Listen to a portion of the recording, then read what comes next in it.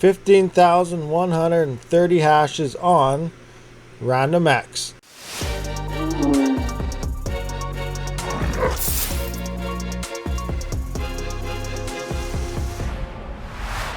Welcome everyone, Rabid here. If you saw our past video and we built this Monero mining monster, it was quite a bit of fun and we were just slightly under the 15,000 hash rate, but we are now over 15,000 hashes. Now, if we actually look up here, you will see we have another 3900x processor. We got a ledger there for later on. We got a couple more SSD drives, and we have another NHD15 cooler. So what does that mean? Yeah, it looks like we do have another CPU mining rig in the process. We are just waiting on a motherboard. So I don't usually mine on support XMR. I just use it because it is on RandomX, which is Monero XMR all the time. So I use that just for testing on my overclocks and whatnot. So I do got to put this back on Monero Ocean because it is more profitable than just strictly mining XMR by itself. Before we actually look at what we did, I just wanted to point out here the actual, when you do not run this in admin mode and you get this failed to apply MSR mod, I just want to show you what our actual hash rate is when you do not have that running, and it is the primary reason why I don't want to use this in HiveOS, because I cannot get MSR mode and admin to work in HiveOS. So if you guys know a trick, let me know and I'll definitely get to it and try that out, because I would like to run this in Hive, but I just don't get the max amount of hash that I would like. Here we are, we got our first reported hash, and you can see it's 12,453 in the rough range, 12,400s as you can see. And our failed to apply the MSR mod is still there. So we're just gonna run it right back quick, show you the exact same thing while running admin mode. If you're unaware what I do mean by admin mode, it is exactly what it sounds like. You just right click on XMRig, run as administrator, hit the yes button, and you're good to go. Okay, so here we are. As you can see, our Ryzen 17th President has been set successfully. That is our huge pages and everything. MSR mod is installed correctly because we did run this as administrator, and our first hashes came up. We are over the 15,000 hash rate, so that's that. Now, to actually set up your complete system on how to actually mine, I will show you in a second. I'll just jump over to my workstation, that way we don't see this blurry screen here. Okay, so here we are on our workstation, and we're using, I just went into the old Google and used the Google search, that way we're not recording our screen. So here we are with an asus.com support, and we're looking for our XMP profile. Now, the first thing you do when you build your system is you are going to want to obviously make sure it boots, and then you're going to want to restart it. Go into your default BIOS, look for your XMP profile. You want to enable XMP1. Another, depending on your brand, it is called like OMPT, I believe is to create words. It's OM something anyway, but that is the same thing as XMP. It just depends on the manufacturer of that motherboard. They tend to have different wording and names for it, but we are going to have to enable XMP, at least number 1 profile. You could use number 2 if you have 2 profiles. Has a little different settings. It could lead to higher instability, so profile 1 is usually the best one to use, but you can try both and see how they work for you. Okay, so this is our clock tuner. This is what we are going to use to actually tune our CPU, and I've used this twice so far on the workstation I'm currently using right now, and on that rig we just built the other day, and I will be using it on the rig when our motherboard actually comes in. But pretty much it will set your clock speeds, your voltages, and everything you need by doing tests across a whole bunch of different frequencies and settings, and it determines the best performance to stability that it can find. And usually what I found is it has worked. I have not touched that other rig other than messing with DRAM calculator, which is what got us above the 15,000 now. But for initial setups, this does work, and I'll just show you how it works right now. So we're going to find out where we actually turn this thing on. So where is, oh, we just click tune here, quite simple. So we're going to hit tune. Hopefully it doesn't start messing up with this recording. So there we are tuning.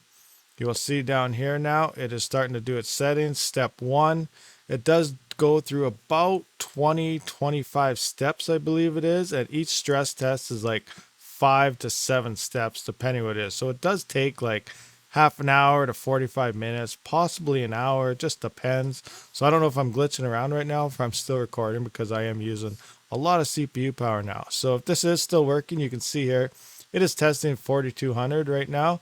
4.2 gigahertz on this bank, 4.2 on this one, 4125 and 4.125. So it's just going to keep jumping around, maxing everything out, changing voltages around. But when it actually comes to the end of this test, it will come up with the settings that is optimal for you. And then you can just take those settings, punch them into Ryzen Master like I do, Profile 2. And as you can see, here's my manual. This is what it, first time I did it, picked it out for me. Now this is a newer version of the Ryzen clock tuner, so maybe I should try this again and see if I come out with different numbers or not. But this is what I'm using right now on my workstation PC.